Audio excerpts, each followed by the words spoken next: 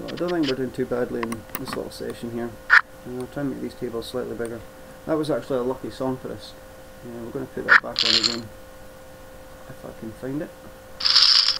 There we go. King high, I'm going to raise up 2.5x. He kind of needs a hand to come over the top. You can't really flat call. So we're basically just asking him, does he want to go all in or fold? That's a nice little raise. I like that raise. Just leaving yourself some chips behind. It's not as if you're ever going to fold for them. You see a lot of people doing that with pretty strong hands. I can't call the 10 high there. Jack Queen, I'm going to call this guy if he shoves in the small blind. It's liable to be in pretty good shape against his shoving range. Well, he's limp, so we'll just put him all in. We'll do the job for him. Queen 3, I'm probably going to raise this up 2.5x, basically asking the guy, does he want to go all in? And he goes all in, okay. So that's 1 for 1. I think I can put a lot of pressure on this guy now. Because this guy's short stacked, and if this guy shoves, I'm obviously folding. But because he folds, I can put a lot of pressure on this guy because he's so short stacked. He's got enough chips to hang around. He doesn't want to get tangled up with the guy that can knock him out. We've been 3-bet here. We're obviously not folding ace king 3-handed. We'll just put them all in. So it's another raise, 50-50. So far not good. Queen would be nice. And we'll lose another ace. Win some, lose some, as they say. It's fairly standard. If you've got ace king and pocket queens 3-handed, the money's going in pre-flop. I don't really care who you are. You're always going to stick your money in. 7 high is obviously not great here. I'm going to put the guy all in, and I hope he calls, just for the fact that I'm so short stacked now, and I need to double up. We're in the money, we're not really risking anything, we've only got stuff to gain. So because we're guaranteed money, and because we're so short stacked, I really don't care that I'm shoving with 7-5. 7-5 is quite a nice hand to shove with here, because even if he calls, we're liable to be fairly live against his calling range. So yeah, 60-40. And he hits a 9, but we've got a 5. 5, no, we'll lose the flip. But it's, I mean, the queen 9 versus the 7-5 is basically 60-40. 40% for me to win, 60% for him to win. And I needed the double up because I was so short stacked. I had nothing to lose. And as you see, we've got a chance to win 3,700 chips. So I was happy with that race. What did we fold? King 5. Come on, King Jack. And we're heads up in this one as well.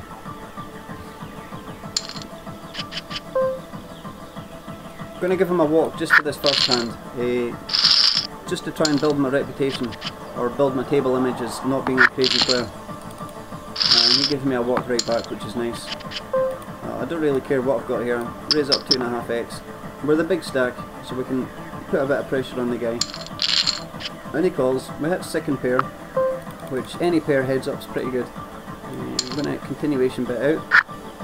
720 into the 1200 pot. And ace jack, I'm pretty sure I'm going to raise this up to 840.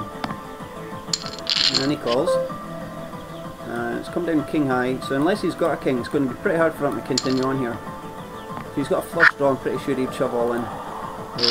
If he's got a decent king, I'm pretty sure he'd shove all in, but apart from that, he's pretty much got to fold. King high here, it's liable to be favourite against a random hand. Obviously when he shoves, he's telling us he can beat king 4. 10-4, pretty garbage. Nice to get a walk though.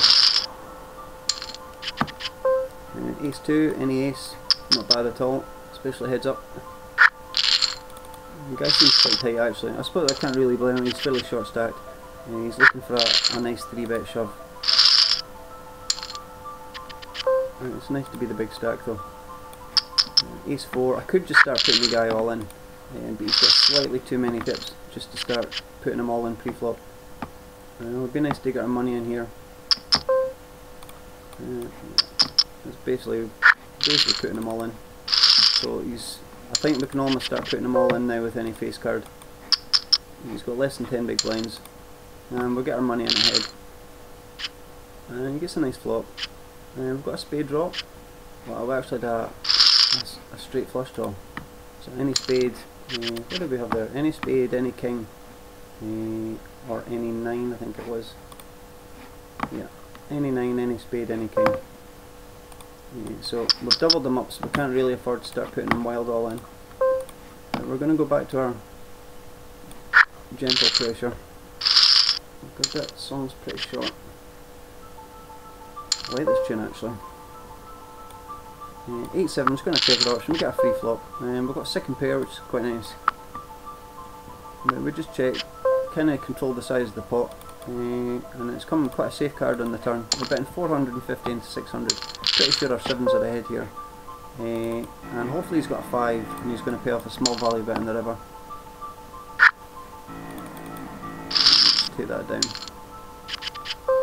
Pocket 10s, wouldn't mind if it comes over the top here. Look at that. As I say, if you're just gentle pressure, just gently apply the pressure. Don't give them courtesy double ups. Let this ace 3, I could raise this up, but I'm just going to, we're out of position, I'm just going to take the free flop. I'll pick up bottom pair with the ace kicker and backdoor clubs. So I'm obviously not going anywhere in the flop. We'll see what he does in the turn. Jack of diamonds shouldn't really change. If I had him on the flop, and he's come at another pot bet, I'm pretty sure we're beat here. With no redraw, other than 2 pair redraws. I'm just going to let this go. More often than not, I don't think he's the greatest player in the world. So I doubt very much he's bluffing here. And obviously with bottom pair we're not in great shape. 9-2, I'm just going to continue under pressure. And we get a call. It's not a great flop to continuation bet on actually. I'm just going to check and hope that a face card comes on the turn. Which is, the ace is almost perfect, I can represent the ace now. It's pretty scary, but yeah, it's pretty scary. Yeah, I made a mistake there. I should have thought about it. I never looked at how much he had behind. We've obviously got to fold here. I'll bring up the last hand history. If he was deeper, it's not a bad move, but he bet so much. I never realised he'd committed himself so much to the pot. He bet 1500, he's only left himself 3200 behind. I'm going to 3-bet shove this. I think he's got a bit of confidence now and he's going to try and bully us. Well, he picks up ace queen, so it would be nice to get a lucky flop here. And we bank the 9, so I'm sorry, watch out 35, that was lucky. I'm not going to complain too much though. Pocket 3s, obviously standard raise up. It's pretty hard to fold a pocket pair heads up, but you've got to figure with pocket 3s you're at best 50-50. I'm going to call this, I think. Just because the blinds are getting so big and it's a chance to end the second go now. If I was deeper and there was more play in the second go, I would probably fold this. But I'm going to take the short end of the second go here. And it's a 50-50. And he's got 10 outs. And we're fairly lucky to win that actually. He had some bad shape with the ace queen against the queen 9. But we did fairly well there.